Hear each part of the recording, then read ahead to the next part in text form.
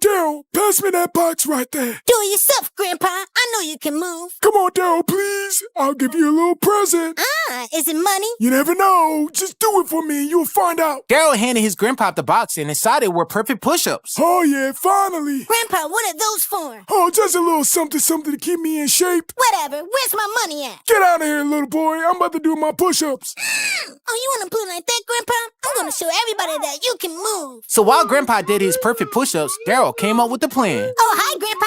Here's my iPad. It has all of the perfect push-up workouts on it. Ooh, sweet. Thank you, Daryl. But what Grandpa didn't know is that Daryl had the front camera recording. Oh, yeah, I got you now, Grandpa. But Grandpa was too clever. 98, 99. Wait a minute, what's that? Oh, no. Hi, Daryl. I'm on to you. I'm deleting this video right now. This isn't over, Grandpa. One day I'm going to show everybody that you can move. Yeah, we'll see about that, little boy. When I was a kid, my dad had one sacred place, his man cave. The garage was his kingdom, and every single day he'd say, I want everybody to stay on my man cave. So one afternoon, Dad leaves to go get food, and me being me, I wander right in. I'm spinning in his chair, tapping buttons, just minding my business when I see it. His 85-inch big screen TV. And I promise, it was calling me. So I pick up the remote and my favorite music video's on. I'm singing, dancing, and then it happens. The screen goes black. Oh my goodness, I broke my dad's TV! I'm panicking, tapping it, unplugging it, plugging it back in, and nothing. Just in time for the big game on my big TV. I was out of time, so I had to think quick. Jasmine, why is my TV wearing a blanket? Because it was cold? Nice thinking. I'll use it while I watch the game. Huh?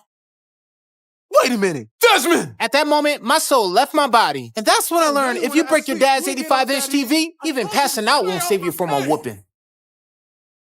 2, 1. 2, 1, yeah.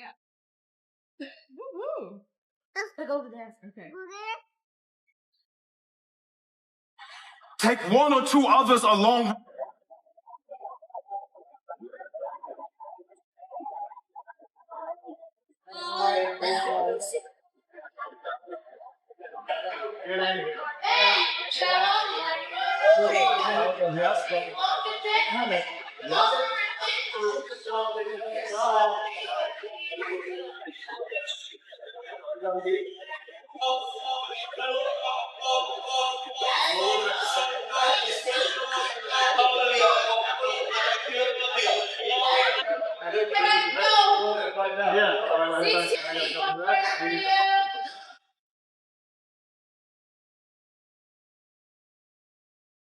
I woke up yelling because I remembered I drank all of the milk last night. My daughter, Kaylani, turns into a monster without her morning milk, so I had to get some quick. At first, I tried to DoorDash some milk to my house, but it said it was going to take an hour, so I had no choice but to drive to the store. I head to my Tesla, but somehow I had a flat tire, so I decided to take my Rivian, but realized I forgot to charge it last night. Kaylani was going to be waking up any minute now, and I didn't want her to beat me up, so I had no choice but to drive my scooter to the store. I walked to the refrigerator, and there's no milk, so I rushed to the supermarket next door, and all of the milk was expired. I checked the time and knew Kaylani was up by now, probably destroying our house, so I decided to delay going home. But then I remembered that Destiny and Kaden were home, probably getting Kaylani's wrath, so I rushed home to save them, but when I walked in, Kaylani was fine. Turns out Destiny stored extra milk in our second refrigerator. Thank you, Jesus, for giving me a smart woman.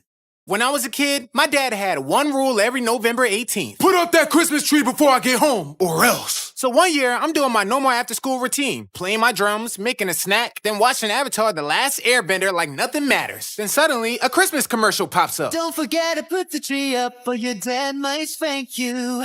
Oh my goodness, the tree! I sprint to the garage, drag out both Christmas tree bags, and start trying to put it together. But then I hear, You better put the tree up or your dad might spank you. Oh, that's catchy. I was out of time, so I had no choice but to skip some parts and hope he didn't notice. Dad might spank you. What the? Jasmine, I'm gonna whoop your butt! I guess he found out. And that's when I learned you can skip pieces on a Christmas tree, but you can't skip consequences.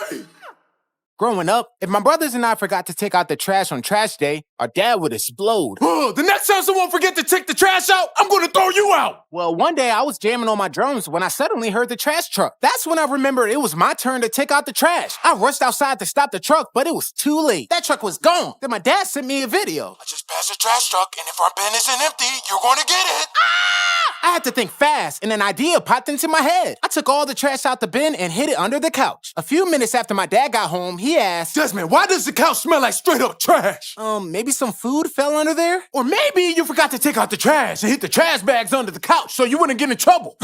Oh, my goodness, he knows! How did you know, Dad? Wait, I was just joking. You really did that?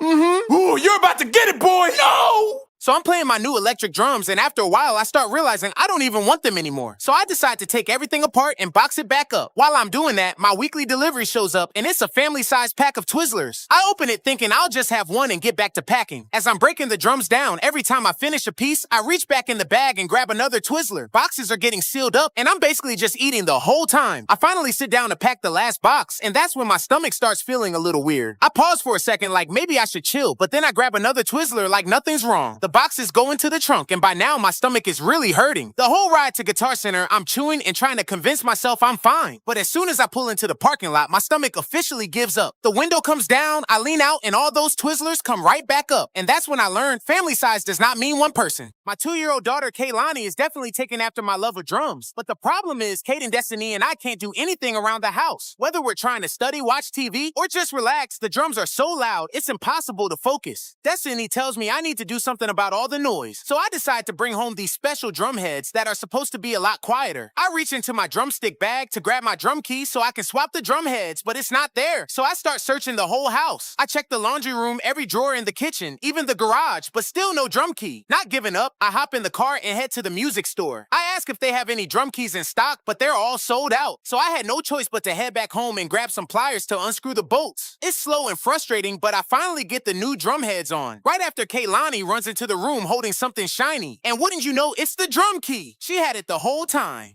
While I was cleaning the pool, my dog Snoop spotted an iguana. Hey, what you doing in my pool? I don't want no problems. I'm just trying to take a bath, man. I don't want you in here. Get out of here, man. I'm gonna get you. Yeah, that's what I thought. Get out of here. I ain't going nowhere. This is my house now. What you say? You gonna pay for that? What's up? I want you. Come on, cut your tail. Cut your tail. Come on. Get over here. Come on. I'm gonna get you. I'm gonna get you. What now? Come on. Yeah, you ain't got nowhere to go. Wait, you want? What's up? Yeah. This ain't over. Hold on. Just give me a second. I gotta catch my breath.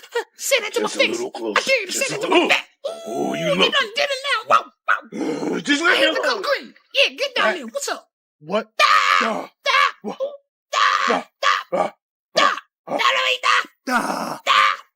got your head. Yeah, you ain't like that. What's up?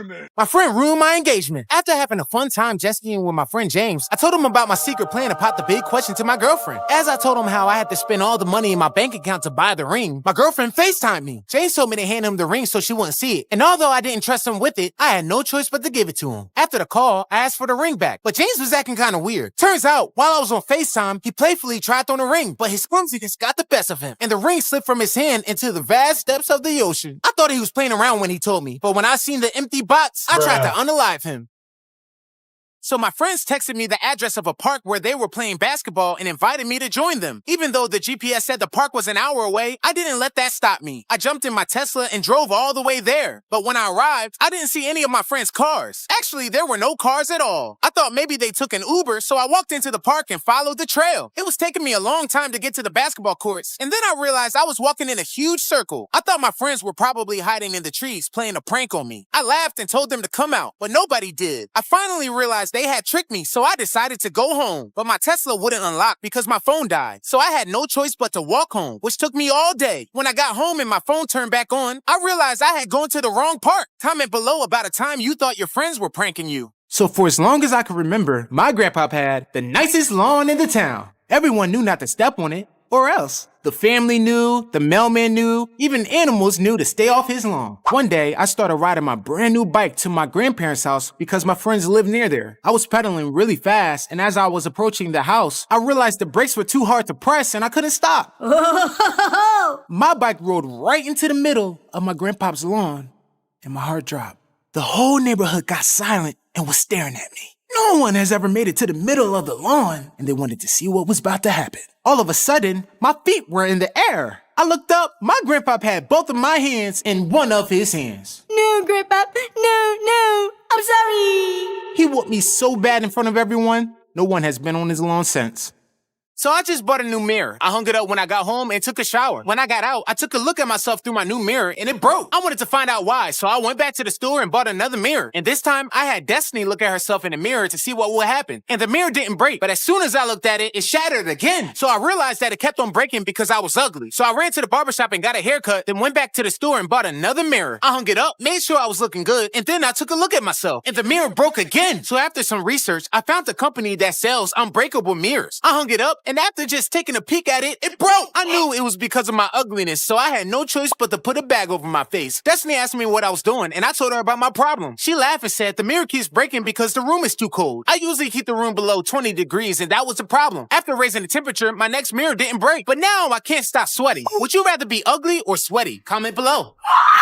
So I'm happy this morning because I came downstairs and found the whole living room decked out in fall decorations. Pumpkins everywhere, leaves on the walls, and even my favorite mini pumpkin snacks. As I enjoyed one, Destiny walked in and applauded me for the decorating. I told her it wasn't me, and I thought she did it. She suggested it might have been Caden. So I dashed into Caden's gaming room and asked if he had decorated the living room. He shrugged and said he couldn't have even if he wanted to because he's broke. Then I remembered I had a camera set up in the living room. I decided to check the footage to see who put up the decorations, and you wouldn't believe what I saw. The decorations put themselves up. That's when it clicked. I realized we had a ghost. Just as panic set in, I heard laughter coming from the other room. Was that the ghost getting ready to attack? I had to find out, so I rushed in the room to find my daughter Kaylani drawing on her easel. But to my surprise, everything she drew came to life. Wait, does that mean those pumpkin snacks I just ate weren't real?